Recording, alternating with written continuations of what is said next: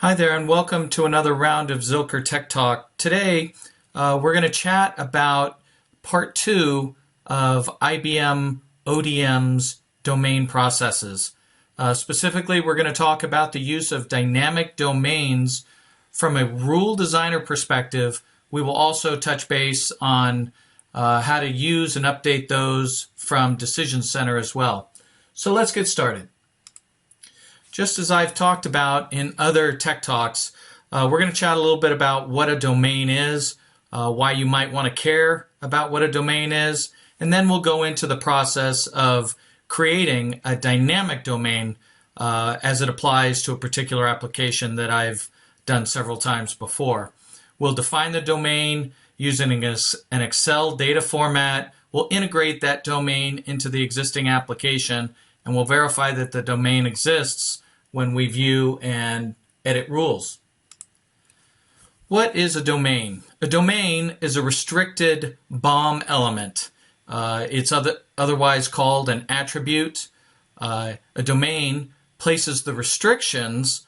It basically supplies a value set that the attribute can contain. There are many different types of domains. The one that we're going to talk about today is the dynamic domain, and that's the whole idea of providing a restricted list set of values that can be accessed in your rules that's set dynamically because those values are outlined in a data file of some type.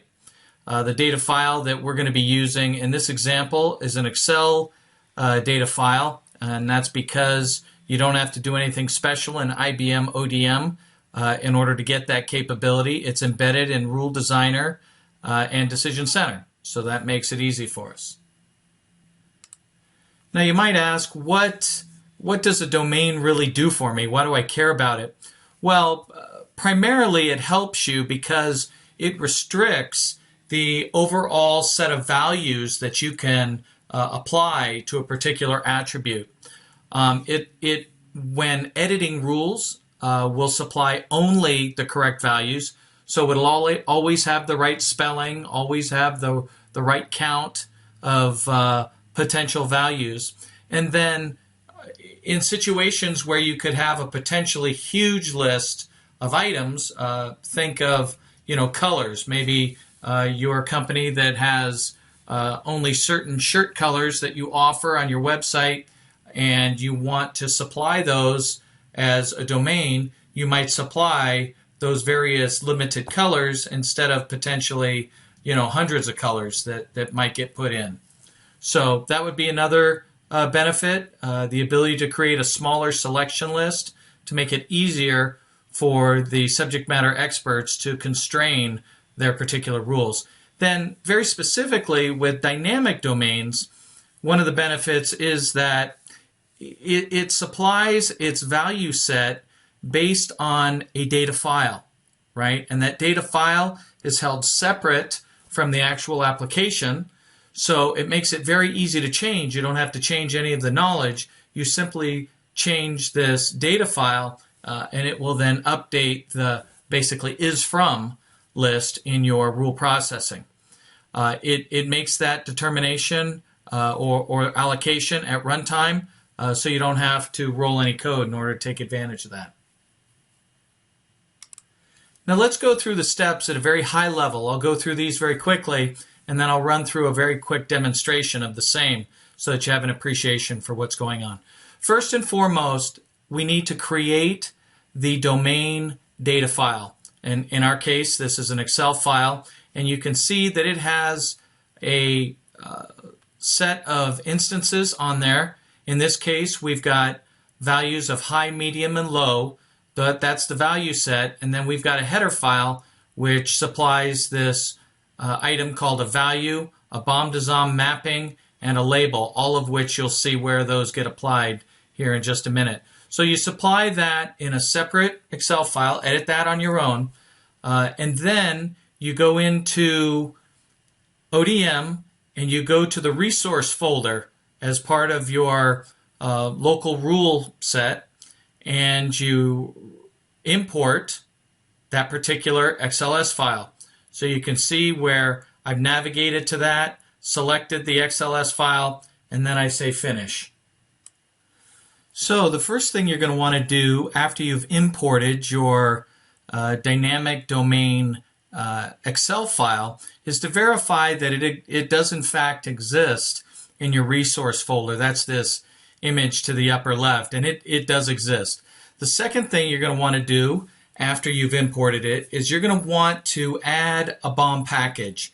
In order to do that, you're going to edit the BOM entry file, and I'm assuming that you know a little bit about ODM rule architecture, so you'll know where the BOM entry file is, and you'll double click on the model or whatever your BOM entry name is, and you'll see that it'll pop up this BOM entry, and underneath it has all the packages that it knows about. In our case, we can see that the only package that exists is really the knowledge package object model, right? And so what we're going to do is we're going to add one, because whenever we have domains, best practice says that we should keep that really separate from all of the data objects that might ultimately take advantage of it, right? So we're going to create a new package. We're going to call that package domains. And in order to do that, we select new package from the BOM entry, and we're going to then populate domains as the name of our new package and hit finish. When we do that, we see in the same BOM entry that domains is now a package, and we need to create a class out there to hold our new definition. So we're going to press on new class, and in the domains package, we're going to give it a name called property risk types, and we're going to hit finish.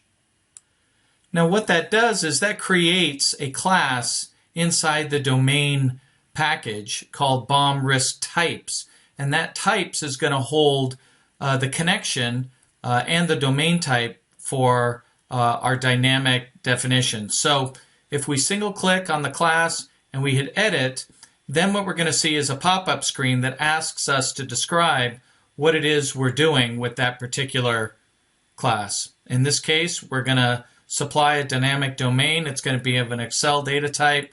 We're going to highlight that and click Next. And when that class has been defined and we hit Finish, it's going to pop up and ask us a bunch of information about that Excel file.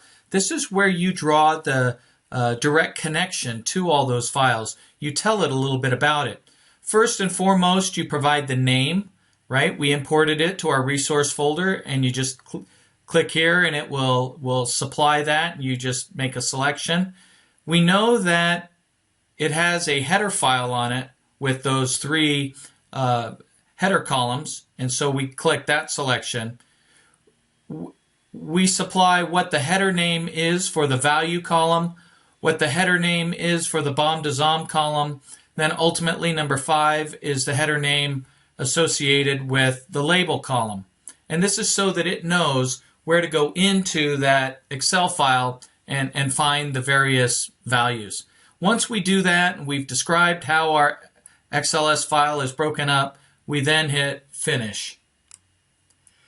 Now after we do that, our members are basically there. Our domain has been created in Type Excel, and we can see that the members now have values that can be used in rules, high, medium, and low. Those are values that were obtained from our Excel spreadsheet. Now, just as a matter of good practice, we should really look and make sure that the custom properties have the right type of information in it. This is what we'd expect to see with the XLS extension, and then just a domain provider name using Microsoft Excel, in this case 2003. Another verification you can do is in the same editor. If you look down a little further, you'll see this heading called BOM to ZOM mapping. And sometimes it's handy to look and verify that it will return a high if you look inside the high attribute, right? And that's just a way to, kind of confirm to yourself that, yes, it is returning the value that you and I expect. At this point, the domain is set up and it's complete. It's ready to be used in the rules. And the next step is to take a look at the rule area and see where some of these definitions can be invoked. So since we've created this dynamic domain type, we want to now tell the object model and the attributes that we want to constrain what their definition is. Instead of just a string type, we want to tell it this new type that we've just defined. So in the case of the members of the class that we were just looking at, property risk, we want to go in and look at this attribute called lowercase p for property, uppercase R risk. And that's the attribute that we're going to then double click on, and we'll bring up the editor, and we're going to change this type. We can browse and search a list of types, or we can just type in this name if we happen to remember it. Okay, change the radio button to read write, and then go to a rule where you can confirm that work. Okay, so go ahead and save all these editors and then navigate to a rule where you can evaluate whether that works. And in my case, I have a rule that I've popped up here in the bottom right that shows some premise conditions and an action condition. And in that action, I modify the value of property risk to a thing, right? I set it to something. And in our case, because this has new type definition, instead of using a string value, it's a definition that was supplied in the dynamic domain, and it's now identified as low without quotes, right? Previously, it had quotes around it in string, and now it's an object type, so it identifies it as low, and so it no longer has the strings around it.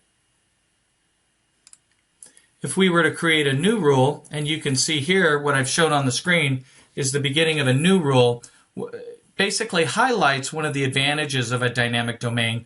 If you put in the premise condition the type of this particular field, you can see that these values are highlighted or optional for you to then click, because it knows that that particular attribute is constrained with the type field that you just defined. So it pops those up as possible values. And that's what I really mean to say, which is part of the value of one of these dynamic domains, right? It ensures that the value you put in for comparison is spelled correctly and is correct and is from a limited set of known values. And so it doesn't really leave the author to wonder, well, what are the potential values that could go in there?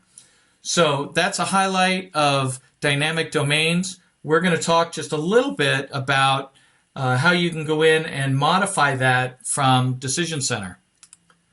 The first thing we're going to want to do when we decide that Decision Center is the place where we want to modify that dynamic domain.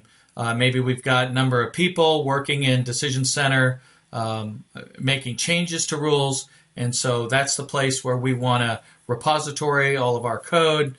Instead of making the changes in Rule Designer, you can then make them in Decision Center. So first things first, we want to publish the decision to Decision Center so that we can then edit it with those web-based editors.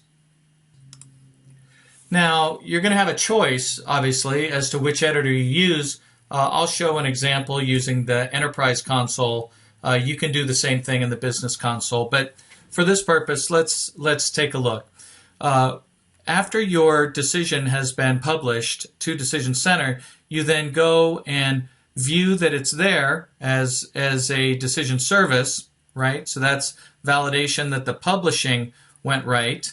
And then if you go to the Explore tab, you can see that you need to define a smart folder called Resources, right? And there's ways to do that. You go out here and you hit New and you define the folder called Resources. When you do, that will populate in this hierarchy view to the left, and once Resources is defined as a smart folder in Decision Center, then it will show the two files that are underneath it that you would have seen if you were in Rule Designer. But that's a step that you have to take when you publish to Decision Center. It does not define that resource folder all by itself.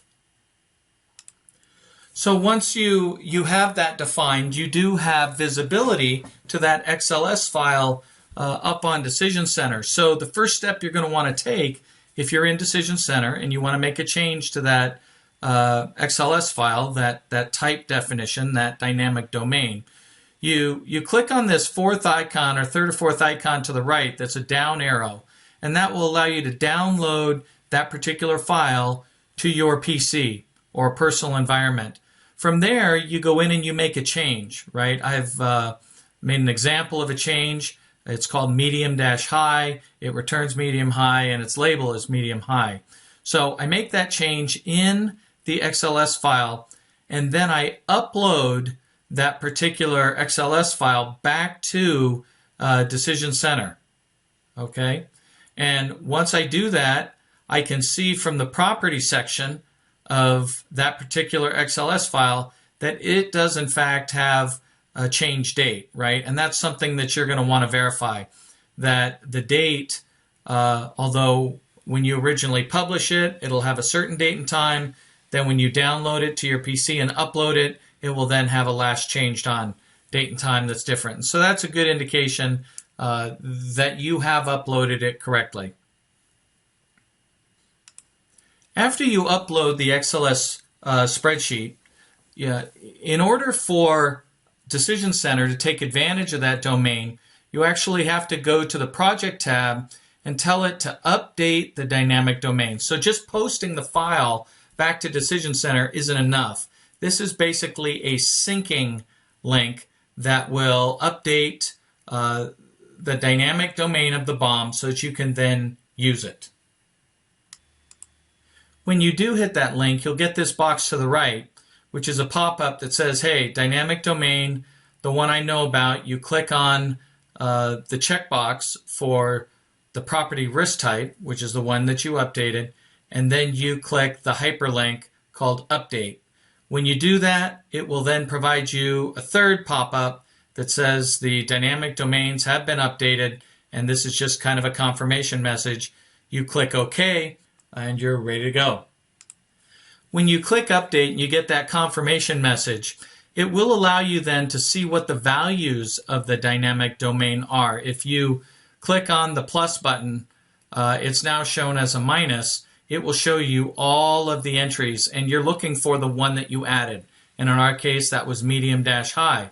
So you can feel confident that the dynamic domain has been updated, and you can go to a rule, again, any rule, to go and verify that that particular domain has been updated. If you go to one that solves for property risk, and then go to the value and click on,